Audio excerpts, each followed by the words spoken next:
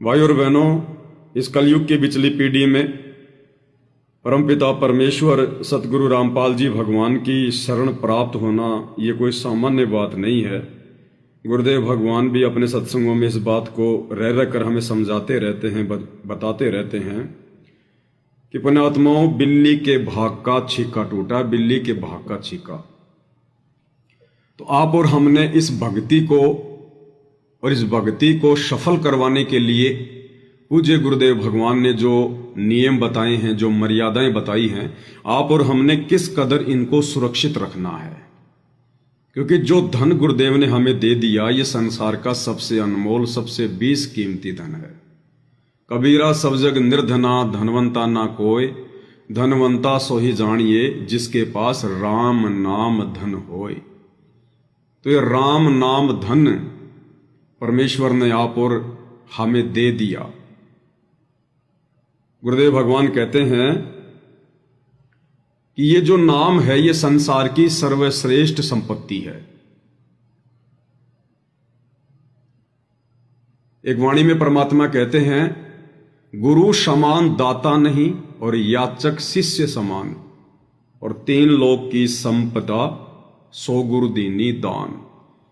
तीन लोक की सर्वश्रेष्ठ संपदा, संपत्ति, ये नाम गुरुदेव भगवान ने हमें भीख में दे दिया, दान में दे दिया, बख्शिश में दे दिया।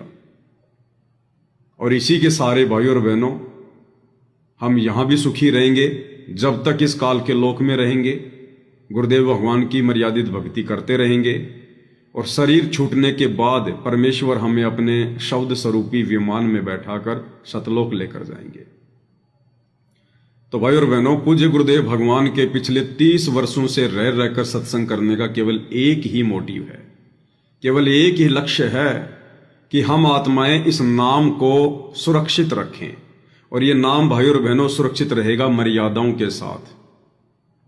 तो मर्यादा हम भगत भाई बहन किसी भी कीमत पर ना टूटने दें, और जो विधान गुरुदेव ने बना रखा है फिर अपनी भक्ति को सफलता की ओर आगे ले जाने के लिए, कि फिर हम भक्तों ने अपने मन से राग, द्वेष, ईर्ष्या, छल, कपट, वैर भाव, मन मुटाव, धोखाधड़ी, ये सब कुछ हमने दूर फेंकना होगा। बिल्कुल हमारे हृदय में इनका एक अंश भी प्रवेश नहीं रहना चाहिए। तब हम निर्मल आत्मा कहलाएंगी, पाक आत्मा कहलाएंगी। तब हम गुरुदेव भगवान की भक्ति को सफल करने योग्य बनेंगे। और भाई और बहनों, ये सब होगा कैसे? इतना सब कुछ हम कैसे कर पाएंगे? 2 कारणों से। सबसे पहला कारण, गुरुदेव भगवान का आप और हमें भरपूर आशीर्वाद चाहिए, भरपूर उनकी मेहर चाहिए, उनकी रजा चाहिए। और दूसरा, हमने अपने गुरु को ही परमात्मा मान लेना चाहिए, अपने गुरु को ही कबीर भगवान मान लेना चाहिए। अपने पूज्य गुरुदेव सतगुरु रामपाल जी के अलावा, इनकी सलोनी मूरत के अलावा, सूरत के अलावा, हमने अन्य किसी भी फोटो में, किसी भी लोक में, किसी भी ब्रह्मांड में हमने अन्य कोई कबीर भगवान नहीं देखना चाहिए, नहीं सोचना चाहिए। तो कहने का मतलब भाई और बहनों, अब इसका एक ही फॉर्मूला है कि हमने अपने पूज्य गुरुदेव भगवान के अलावा, इनकी सलोनी सूरत के अलावा, इनकी मूरत के अलावा, हमने अन्य कहीं कोई भी कबीर को नहीं देखना है, ना किसी ब्रह्मांड में, ना किसी लोक में। अगर कोई कबीर है तो केवल हमारे पूज्य गुरुदेव भगवान सतगुरु रामपाल जी परमेश्वर हैं, इनके अलावा कोई कबीर नहीं है। और जब हमारी पूरी आस्था, पूरी श्रद्धा, हमारा पूरा समर्पण भाव गुरुदेव के चरणों में लग जाएगा, तब ये परमात्मा आप और हमारे ऊपर सतलोक की दया करेंगे, मोक्ष की दया करेंगे। और इस काल में भाई और बहनों, सबसे बड़ी बाधा आप और हम सभी आत्माओं के सामने यही उत्पन्न कर रखी है कि ये हमें गुरु को परमात्मा नहीं मानने देता। और जब गुरु रूप में कबीर भगवान धरती पर आते हैं, विशेषकर कलयुग की बिचली पीढ़ी में, तो इनका भी एक ही टारगेट होता है कि मैं गुरु को परमात्मा मनवाकर ही रहूंगा। क्योंकि ये सत्संग में गुरुदेव ने बताया कि जीव की आदत है वो हार नहीं मानता, और पीव हार मनवा कर रहता है। लेकिन उनको जो अधिकारी होंगे, तो जो आत्माएं सतलोक के लिए अधिकारी होंगी, काल उनके ज्यादा पीछे लगेगा। इसलिए परमेश्वर अपनी उन प्यारी आत्माओं के हृदय में ये बात अपने सत्संगों के माध्यम से, अपने प्रवचनों के माध्यम से उनमें संकेत छुपा छुपा के, और फिर उन संकेतों को समझने की हमें बुद्धि देकर परमेश्वर ये क्लियर करवा देंगे कि गुरु के अलावा, सतगुरु रामपाल जी के अलावा इस पूरी कायनात में, पूरी सृष्टि में अन्य कोई भगवान, कोई परमात्मा, कोई कबीर कहीं नहीं है। उसके बाद हमारा प्रेम गुरुदेव भगवान में उमड़ेगा। जब हमें पहचान हो जाएगी कि परमात्मा एक है, क्योंकि आत्मा एक है तो उसका परमात्मा भी एक ही है। और वो एक परमात्मा कौन है? कबीर। और वो कबीर वर्तमान में कौन है? सतगुरु रामपाल जी। और जब हम हर प्रकार से ज्ञान को आधार बनाकर उन्हीं को मान लेंगे, उसके बाद फिर हमारा प्रेम, हमारा प्यार, हमारा भाव, हमारा समर्पण एक तरफा हो जाएगा। और जब एक तरफा होगा, फिर हमारा प्यार उमड़ेगा गुरुदेव भगवान में, आंखों से आंसू निकलेंगे, उनके अलावा कुछ भी दिखाई नहीं देगा। तभी हमारे पाप कर्म कटना शुरू होंगे। असल में उसी समय फिर हमारी भक्ति शुरू होगी, जब हम गुरु को ही परमात्मा के रूप में हृदय से स्वीकार कर लेंगे। तो भाई और बहनों, गुरुदेव ने जो रजा बख्शी है आप और हमारे ऊपर, ये असीम रजा है, इसका कोई वारन पार नहीं है। जो हमें साध संगति से जोड़ दिया गया है, क्योंकि इस कलयुग की बिचली पीढ़ी में ये शुभ काम, गुरु को परमात्मा मनवाने वाला, ये गुरुदेव ने साध संगति के माध्यम से ही करवाना होता है।